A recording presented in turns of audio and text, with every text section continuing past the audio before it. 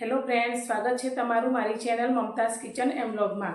તો તમને મારા વિડીયો પસંદ આવે તો વિડીયોને લાઇક કરજો, શેર કરજો અને હા, ચેનલને સબસ્ક્રાઈબ કરવાનું બિલકુલ ભૂલતા નહીં। તો આજની રેસીપી બનાવવાનું આપણે શરૂ કરીએ। આજે આપણે બનાવીશું હોટેલના પંજાબી શાકને પણ ભૂલાવી દે તેવું નવું શાક। તો ફક્ત 5 જ મિનિટમાં આ શાક બનીને તૈયાર થાય છે। તો ઘરમાં કંઈ લીલા શાકભાજી ના હોય અથવા લીલા શાકભાજી ખાવાની ઈચ્છા ના હોય અને કંઈક ચટપટું નવું શાક ખાવાની ઈચ્છા હોય ત્યારે તમે આ શાકને ફક્ત 5 મિનિટમાં બનાવી શકો છો અને ખાવામાં એટલું ટેસ્ટી બને છે કે બધાને ઘરમાં ખૂબ જ પસંદ આવશે। તો આ શાક બનાવવા માટે ના આપણે કોઈ ચવાણાનો ઉપયોગ કરીશું કે ના કોઈ પાપડનો, છતાં પણ આ શાક એટલું ટેસ્ટી બને છે કે તમે એકવાર ચાખશો તો વારંવાર બનાવશો અને હોટેલના શાકને તો ભૂલી જ જશો। તો આપણે શાક બનાવવાની રેસીપી શરૂ કરીએ। ગેસ પર આપણે કડાઈની અંદર 4 ચમચી જેટલું તેલ લીધું છે। તો તેલ તમે જે રીતે ઘરમાં ખાવાનું પસંદ કરતા હોય તે પ્રમાણે વધારે કે ઓછું લઈ શકો છો। હવે તેલ આપણું થોડું ગરમ થાય એટલે તેની અંદર અડધી ચમચી રાઈ ઉમેરીશું।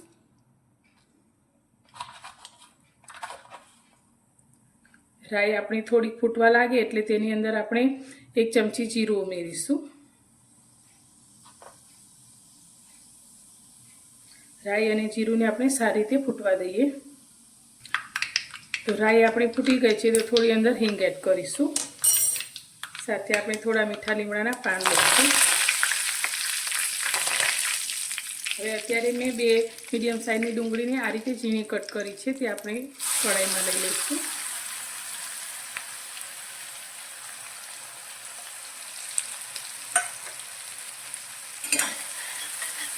હવે ડુંગળી આપણી આછા ગુલાબી રંગની થાય ત્યાં સુધી તેને આપણે સાતળવાની છે। તો ડુંગળીનું કાચાપણું દૂર થઈ જાય ત્યાં સુધી તેને આપણે સાતળીશું। તો ડુંગળી આપણી સારી રીતે સંતરાઈ ગઈ છે। તો અત્યારે મેં ટુકડો આદુ, 2 લીલા મરચાં અને 6 થી 7 કળી લસણને આ રીતે ઝીણું ખાંડી લીધું છે તે અંદર લઈ લઈશું અને તેને પણ આપણે ડુંગળીની સાથે સાંતળીશું।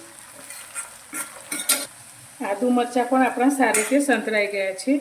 તો હવે અત્યારે મેં 2 મીડિયમ સાઇઝના ટામેટાને આ રીતે ઝીણા કટ કરીને લીધા છે તે ઉમેરીશું।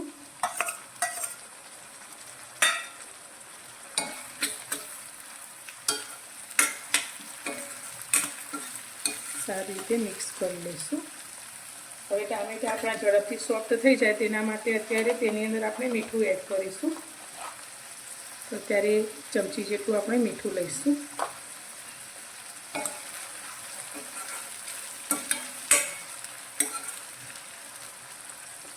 હવે આને આપણે ઢાંકી અને ટામેટા સારી રીતે સોફ્ટ થાય ત્યાં સુધી થવા દઈએ। હવે ટામેટા આપણા કૂક થાય છે ત્યાં સુધી આપણે એક મસાલા પેસ્ટ તૈયાર કરીશું। તો એક વાટકી લઈ લઈશું, તેની અંદર અત્યારે આપણે 1 ચમચી લાલ મરચું પાવડર લઈશું, સાથે 1 ચમચી આપણે ધાણા જીરું લઈશું, અડધી નાની ચમચી આપણે હળદર એડ કરીશું। હવે આપણા શાકનો ટેસ્ટ એકદમ પંજાબી સ્ટાઇલ આવે તેના માટે અત્યારે મેં 1 ચમચી કસૂરી મેથી લીધી છે જેને આપણે થોડી હાથથી મસળી અને અંદર એડ કરીશું। તો અત્યારે ચોમાસાની ઋતુમાં કસૂરી મેથી એકદમ સોફ્ટ થઈ જતી હોય છે તો તેને આપણે ગેસ ઉપર તવી ઉપર થોડીક શેકી લેવાની જેથી થોડી ડ્રાય થઈ જાય। હવે બધા જ મસાલાને સારી રીતે મિક્સ કરી લઈશું। આની અંદર આપણે 4 થી 5 ચમચી જેટલું પાણી રેડીશું અને બધા જ મસાલાને સારી રીતે મિક્સ કરી અને આ પાણીમાં પલળવા દઈશું।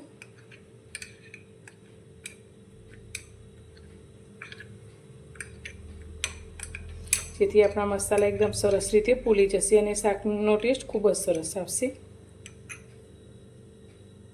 તો હવે આપણે ટામેટા ડુંગળીને જોઈ લઈશું। તો વચ્ચે વચ્ચે 1-2 વાર મેં તેને હલાવેલું તો તમે જોઈ શકો છો એકદમ સરસ એવા ટામેટા આપણા સોફ્ટ થઈ ગયા છે। તો આ રીતે ચમચાથી થોડું પ્રેસ કરીશું। તો તમે ટામેટાના ટુકડાની જગ્યાએ તેને પ્યુરી કરીને પણ લઈ શકો છો।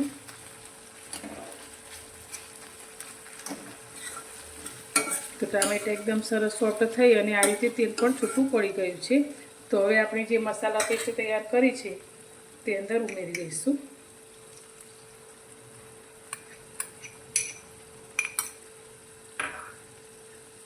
અને હવે આને આપણે સાંતળીશું. તો બધું જ પાણી અંદર જે આપણે લીધું છે તે બળી જાય અને મસાલા આપણા સારી રીતે પાકી જાય ત્યાં સુધી તેને થવા દઈશું. તો આપણી આ ગ્રેવી સારી રીતે પાકવી ખૂબ જ જરૂરી છે, તો શાકનો ટેસ્ટ ખૂબ જ સારો આવે છે.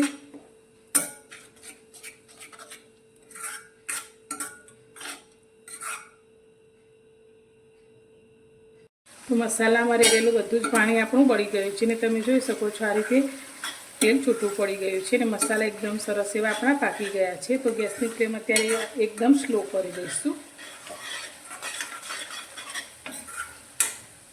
હવે આની અંદર મેં અત્યારે એક નાની વાટકી જેટલું દહીં લીધું છે, જેને આપણે ફેટી લીધું છે, તે અંદર ઉમેરીશું.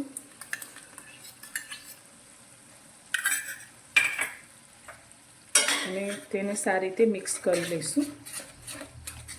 તો દહીં ઉમેરતી વખતે ગેસની ફ્લેમ એકદમ સ્લો કરી દેવાની, જેથી દહીં આપણું બિલકુલ ફાટશે નહીં. અને આ રીતે સતત થોડું હલાવી લઈશું.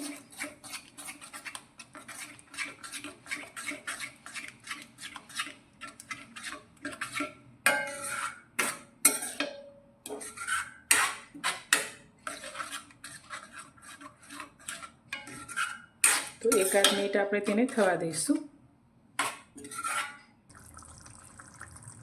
તો 1 મિનિટ પછી આપણે જોઈએ તો એકદમ સરસ એવી ગ્રેવી આપણી તૈયાર થઈ છે. તો ગ્રેવી અત્યારે થોડી ઘટ છે, તો હવે તેને પાતળી કરવા માટે આપણે જે વાટકીથી દહીં લીધું છે તે જ વાટકીથી આપણે 1 વાટકી જેટલું પાણી ઉમેરીશું.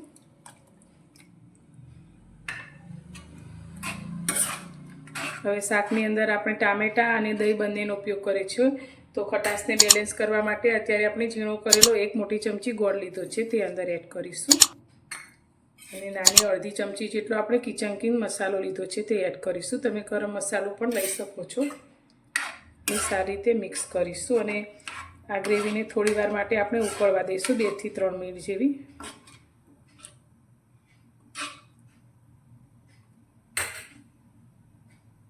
ગ્રેવી આપણી એકદમ સરસ રીતે ઉકળવા લાગી છે. તો હવે આની અંદર આપણે જે મેઇન વસ્તુ ઉમેરવાની છે તે લીધા છે આપણે સિંગ ભુજિયા, જે 10 રૂપિયાના પેકેટમાં આપણને મળી જાય છે. તો આ સિંગ ભુજિયાને આપણે કઢાઈમાં લઈ લઈશું અને સારી રીતે મિક્સ કરી લઈશું. હવે 1 જ મિનિટ માટે આપણે આ શાકને ઢાંકી અને થવા દઈશું. બહુ વધારે સમય સુધી આપણે તેને નથી રાખવાનું, પણ 1 જ મિનિટ આપણે તેને થવા દઈશું મીડિયમ ગેસની ફ્લેમ પર.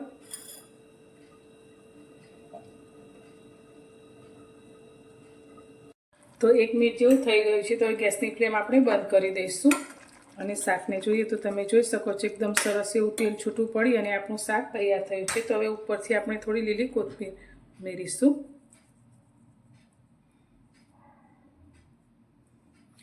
તો તૈયાર છે આપણું આ સિંગ ભુજિયાનું શાક, જે પાટણમાં ખૂબ જ પ્રખ્યાત છે. તો રોટલી, ભાખરી, પૂરી, પરાઠા સાથે આ શાક ખૂબ જ ટેસ્ટી લાગે છે. તો તમને મારી આજની આ શાક બનાવવાની રેસીપી કેવી લાગી? જો પસંદ આવી હોય તો વિડીયોને લાઇક કરજો, શેર કરજો અને મારી ચેનલ પર નવા છો તો ચેનલને સબસ્ક્રાઈબ કરવાનું બિલકુલ ભૂલતા નહીં. તો ફરી મળીશું એક નવી જ રેસીપી સાથે નવા વિડીયોમાં.